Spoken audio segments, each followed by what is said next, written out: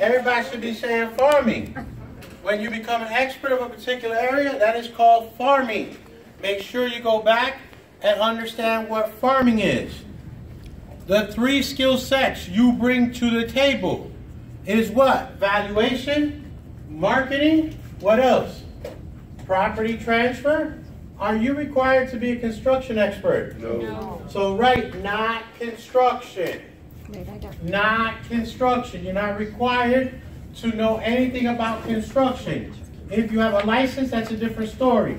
But your real estate license does not require you to know anything about construction. What was the last one? Sorry, valuation. It's property transfer. Property transfer.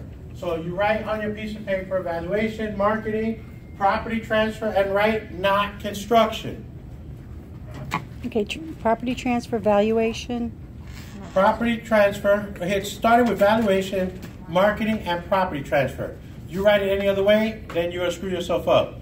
I want you to write valuation, I want you to write marketing, I want you to write property transfer, and I want you to say not construction. Whenever you see the word not, that's going to be an except for question. Okay? Now, we talked about different types of building. We have spec building, we have tract building, and we have custom building. You need to go back and make sure you understand what is what. Different types. We have spec building, we have tract building, and we have custom building. You need to know which one is which. You need to go back and look at the end of chapter 1, and they talk about local level. Local level always starts at what? The county. There is something there called building moratorium. There is something there called building moratorium. Building moratorium basically allows the city or the county to stop your construction project. They can stop it temporarily or they can stop it indefinite. That would be the end of chapter 1, what you need to know.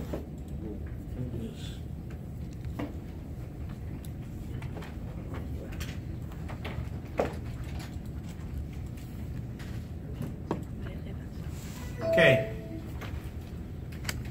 What are you looking for? How to spell building moratorium? No, I just wanted to make sure I had that. Just making sure. Stop construction project. That was what you said. Yeah, they could stop it. They can stop it temporarily or permanently. That was what I was looking for. Okay. Now, chapter 2. You need to know what a broker associate is.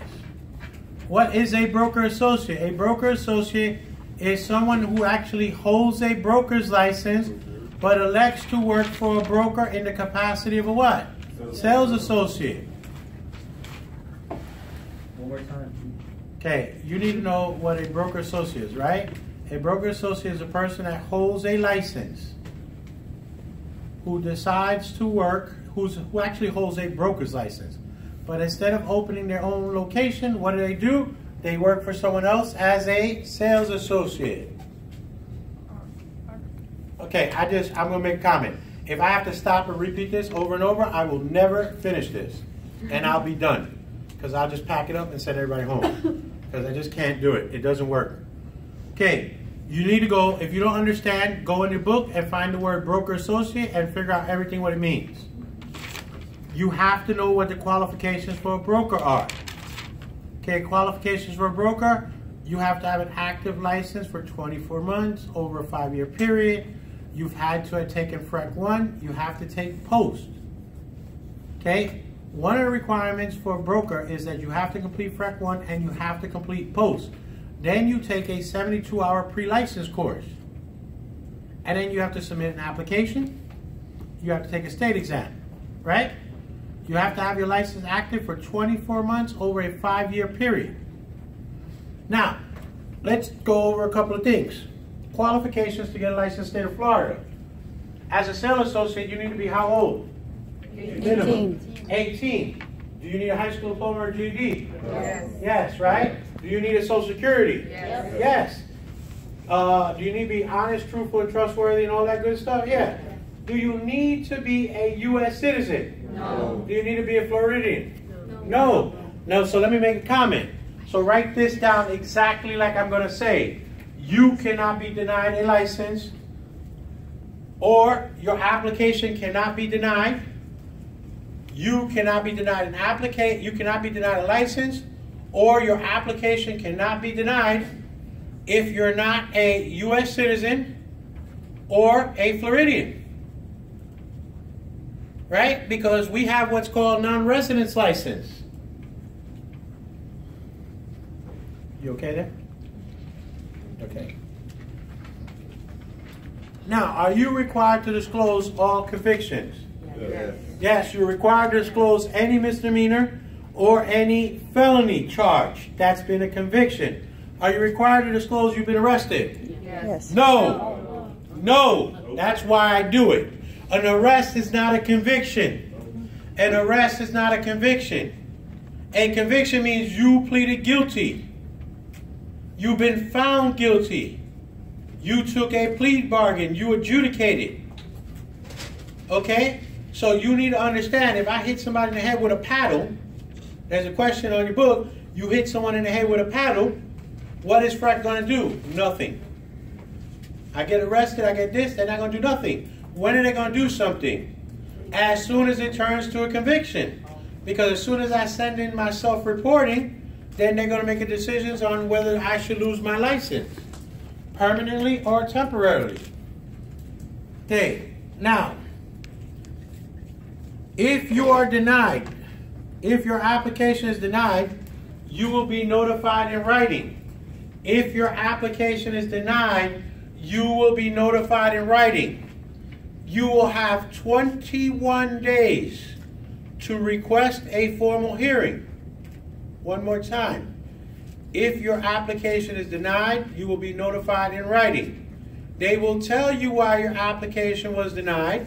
You will have 21 days to request a formal hearing. Everybody got that? If you do nothing, it is what it is. Okay? 21 days to request a formal hearing. You're going to Orlando in front of an administrative judge. Okay, now, how many people can you work for in the real estate business? Everybody should say uno, one. Uno. So if I work for somebody Monday, Wednesday, Friday, on Tuesday, Thursday, and Saturday, can I work for someone else? No. That is a violation of Florida Statute 475. If you work for more than one real estate person, that will be a violation of Florida Statute 475. Now, make a note. Anytime you break the law or a rule, anytime you break the law or a rule, it will be a violation of Florida Statute 475.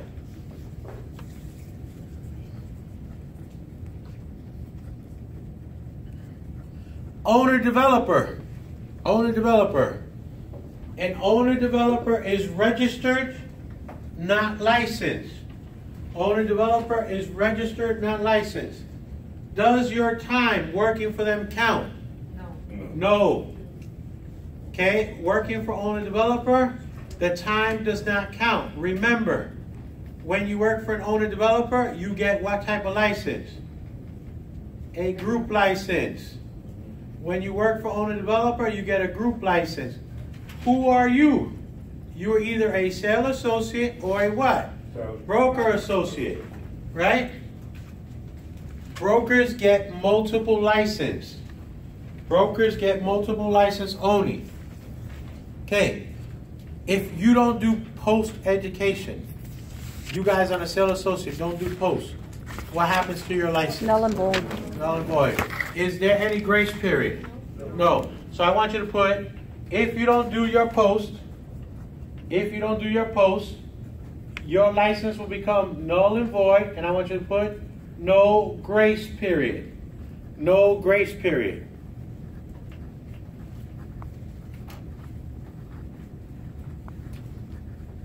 Now, you did the first renewal. Now you did the initial renewal, you did it. Now, you forget to do something. You forget to do the continuing education, or you forget to do the renewal fee. Your license is placed in what's called involuntary inactive. If your license is placed in involuntary inactive, how many years may remain that way? 2 years. After 2 years, your license becomes what? Null and void. Now, the real trick is this. Between month 1 through 12, all you have to do is the 14 hours, pay the late fee, and pay the renewal fee. You're good. It's trickier on month 13. On month 13 up to 24, you have to do what? 28-hour reactivation class, right? You got to take a school exam, 50 questions. You have to score 70. Failure to do anything, the license becomes what? Null and void.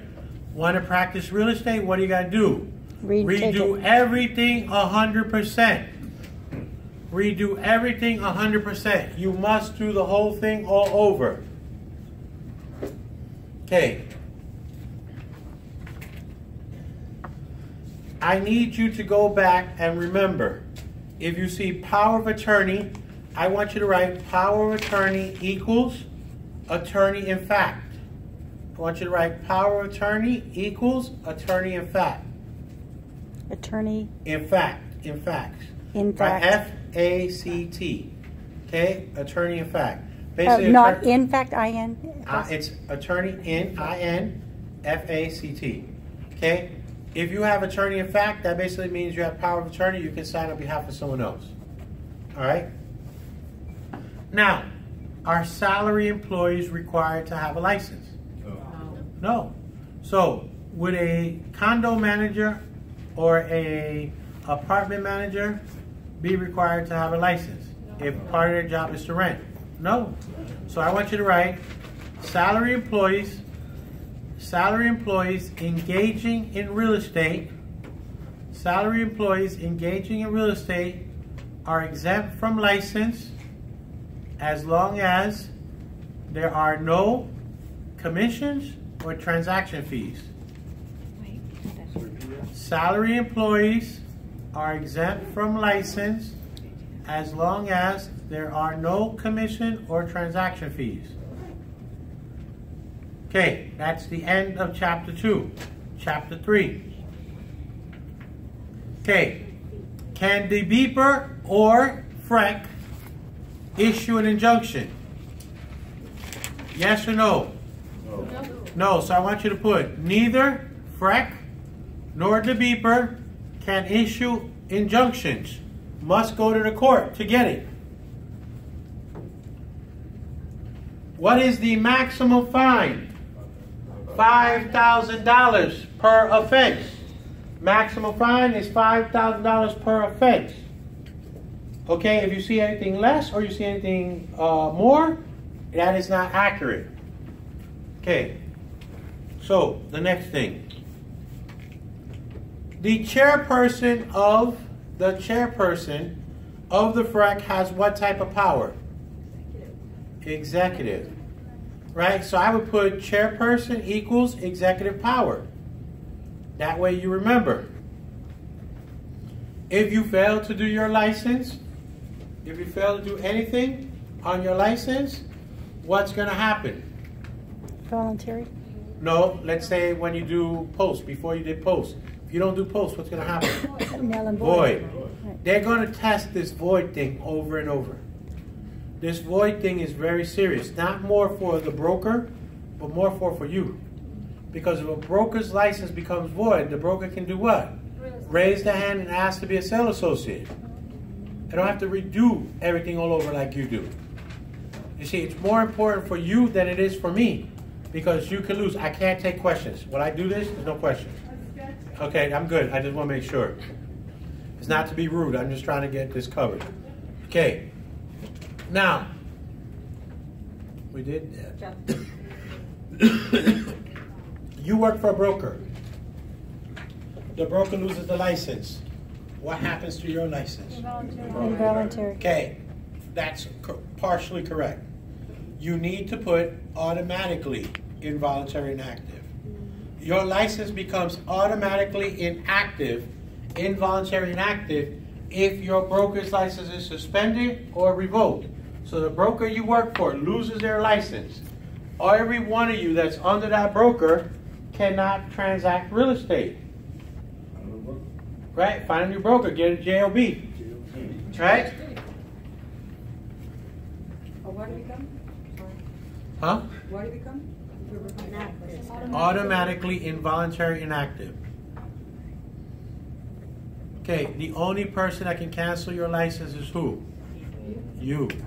Okay, so I want you to put, if you don't want to practice real estate any longer, if you don't want to practice real estate any longer, you and only you can cancel your license.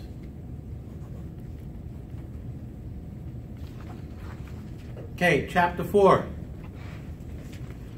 Administrative agencies for real estate. Administrative agencies for real estate are both FREC and who? The Beeper. They are both administrative agencies. Please remember, the Beeper is under Florida Statute 455 and FREC falls under Florida Statute 475.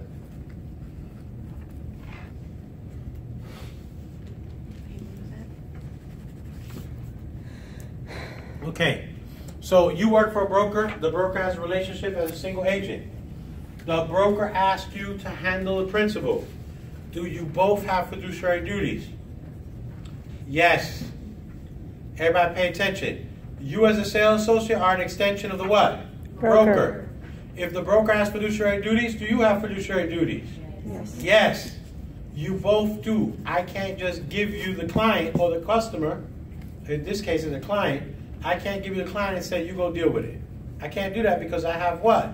Fiduciary duties. So make sure you understand that. They both have fiduciary duties. As a special agent, how many duties do I perform? One. As a special agent, you only perform one duty. Okay? I hired a hitman, say, go kill the dragon lady. How many dragon ladies are there? One. Alright? Moving on. Transaction broker. In the state of Florida, you are presumed to be a transaction broker, correct? Yes. Can you have limited representation, correct? Yes. Can you work with both buyer and seller? Yes. Yes. You need to remember they have limited representation. It is presumed in Florida. And you have what? You can work with both buyer and seller. Okay, now, are you required to present all offers? Yes. No. No. You have to be a single agent or a transaction broker. That is the only time you present all offers. If you read a question and they don't say anything about what relationship you're in, what are you going to presume? Transaction broker. As a transaction broker, am I required to present all offers? Yes. Even the ones that are verbal. Okay, neighbor calls me and says, hey, Ray, I want to make an offer. Guess what? That's a verbal. Jamie calls, says, Ray, I want to make an offer. Z calls, Ray, I want to make an offer. Guess what? I got to present all those verbal offers, and Francisco submits a written offer. I got to present 3 verbals with no binder, 1 contract with a binder. I got to submit everything. Does not matter. Okay, I got to present everything to everyone.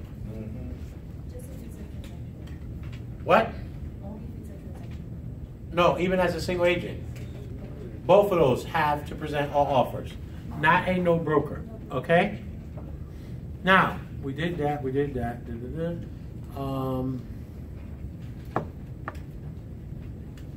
Are you allowed to work with both buyer and seller if you're a single agent? No. No. That's called dual agency. So I want you to write, dual agency is not permissible in Florida for a resident. Right? It's hot in here, right? Am I freaking out? I'm like, she's going like this. Everybody's forehead looks shiny. I'm like, what the hell's going on? It's hot up in here. They cut off the AC or something. We didn't pay our bill. Okay. Now, if I work with both buyer and seller, and I'm a single agent for someone, that's called dual agency. That's illegal. Is that a violation of Florida Statute 475? Yes. I just told you earlier. Anytime you break a rule, you break the law. it's going to be a violation of what? Florida Statute 475. Okay. Now, and understand, dual agency only applies to what? Residential or non-residential? Residential only. Because in non-residential, we have certain criteria where you can do it. Okay, we had designated sales associate, $1 million in asset, and both the buyer and seller had to request it, right? You got to make sure you know this. Designated. All right, let's see. Flipping over. I call you and I say, hey, my name is Anthony Robin. I'm out here with my principal. What type of relationship I'm in? Single agent. Anytime I use the word principal or use the word client, I'm under what? Single agent. So I would put principal / client equals single agent.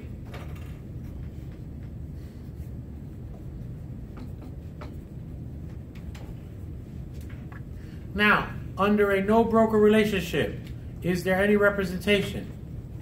No. So I want you to put no broker under no broker. What do we call it? No broker arrangement agent. No broker arrangement. I want you to put no representation. And I want you to put you can disclose reason for buying or selling. No what? Under the no brokerage relationship, right? There's no representation, and you can disclose reason for buying or selling. You can't be held accountable because there's no what? Representation. Okay?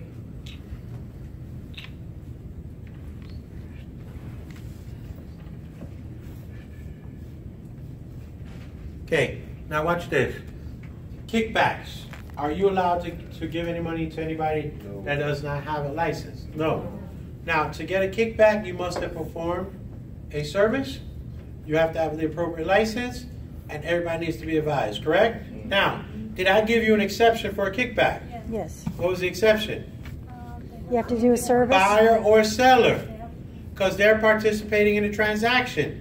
Can I give money back to the buyer and seller? Sure can, because I want to do the deal. I can give them back some money, so that's good.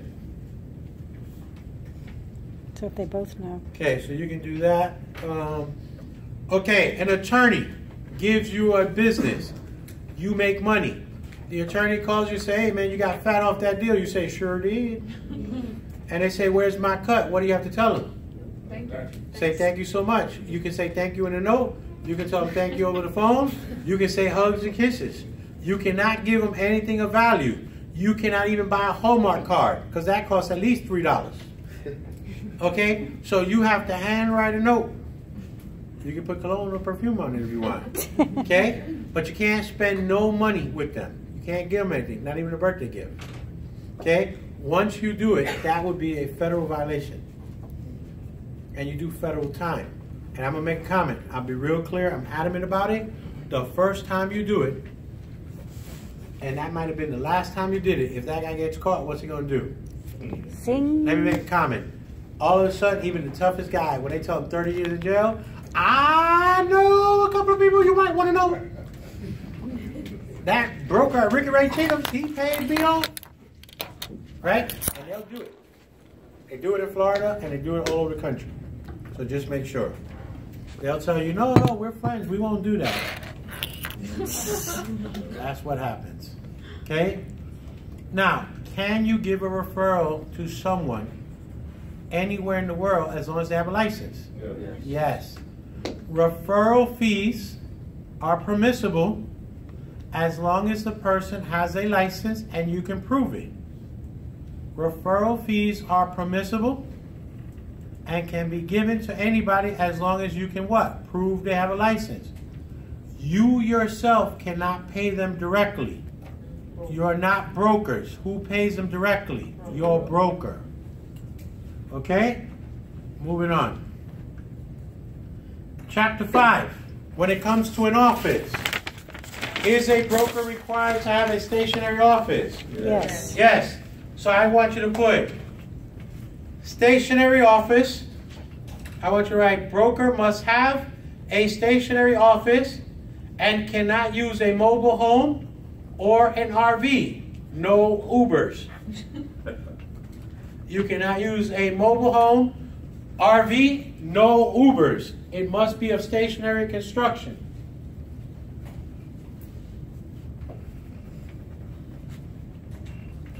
Now, when you have an office, are you required to get a registration? Yes. So I want you to write, registrations are good for 2 years. Registrations are good for 2 years. Main office is transferable. Branch office is not. Then I want you to write a separate sentence. If branch office is closed and you decide, I'm sorry. if branch office is closed and you decide to return to the exact address and the registration has not expired, you can use the old registration.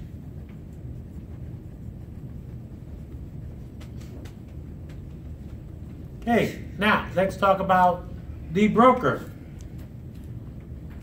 Are you required for advertising to put the name of your brokerage company? Yes. Okay, so I want you to put advertising requires trade name. Trade name, if applicable, or broker's name, if applicable. Because I can be a sole proprietor and I can go by Ray Clemente, PA. I don't need to use a trade name. I can use my own name. Right? So if you work for me and I got a trade name and it's Ricky Ray Cheatham's, you best be putting Ricky Ray Cheatham's Realty. Right?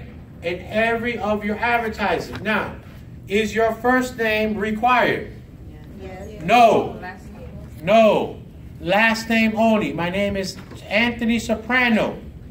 I go by Tony Soprano. That would be okay. That's not a problem. The last name as registered with FREC is required. You need to do some research on what a blind dad is. Make sure you put research blind dad. Go back in there and research what a blind dad is. A blonde. Right. Blind. Can't see. Blind ad. Blind ad. Go in there and research that. Go in there and research commingling. Go in there and research misrepresentation. Go in there and research what is conversion. Go in there and research what is culpable negligence. Culpable negligence. Misrepresentation. Misrepresentation. You got to do commingling, misrepresentation, conversion, culpable negligence. Go in there and research it. It'll pay big dividends. Now, let's talk about escrow. Is a broker required by law to hold escrow in Florida? No. No. Okay. If the broker doesn't hold escrow, he can give the money to a what? Title company or escrow attorney. On the purchase and sales contract, you need to put the name of the attorney or the title company. You need to put their address and you need to put their telephone number. What must the broker do? 10 days. Okay, 10 what? Calendar or business? Business. Okay, so the broker must, in 10 business days, verify that the money did what? Cleared. Okay, so the broker needs to verify that the money cleared the account. Remember, he doesn't have access to it. If there are any additional deposits, the broker needs to then request another verification. And then you must communicate it to the seller or the seller's agent. Okay? We're all good? All right. If you get a post-dated check, what are you required to do? Give it to your attorney. Well, the first thing you're supposed to do is get the seller's permission. Let's start there. The first thing you do is get the seller's permission, and the next thing is immediately turn it over to the broker. Immediately means what? Next day or next business day? Next business day, right? Okay. The broker needs to put the check somewhere safe. The broker then needs to do what? On the maturity date, turn it over and put it in an account, right? Well, good. Is the broker responsible for a check that bounced? No. if he put it in the account in a timely manner. No. If you put the money in a timely manner, he is not responsible for a bounced check. Okay? Make sure you know that. For example, how many business days does the broker have? 3. 3. Okay, the day you receive the check, that counts as what? 1. Day 0. Day 0. You get a check on Monday, you give it to the broker on Monday, that's day 0. When were you supposed to give it to the broker? Tuesday. That counts as day 1 for the what? Broker. When does the broker need to put money in the account? Wednesday, Thursday. Right? We went over this. Over and over. This is where people drop the ball. This is the simplest thing. And this is where people all of a sudden it goes out the window. When you get the check and you give it the same day, donut. Nothing. You're by law required to give it to the broker the next business day. Today is Friday. You get the check today. You give it to the broker on Monday. Monday is a federal holiday. Tuesday. Day 1. That counts as day 1 for the broker. All right? Now, let's go look. Monies are supposed to be in the state of Florida. If the broker holds escrow, the money needs to be in the state of Florida. It can be in a title company. It can be in a commercial bank. It can be in a savings bank, right? Or it can be in a credit union. But it has to be in Florida.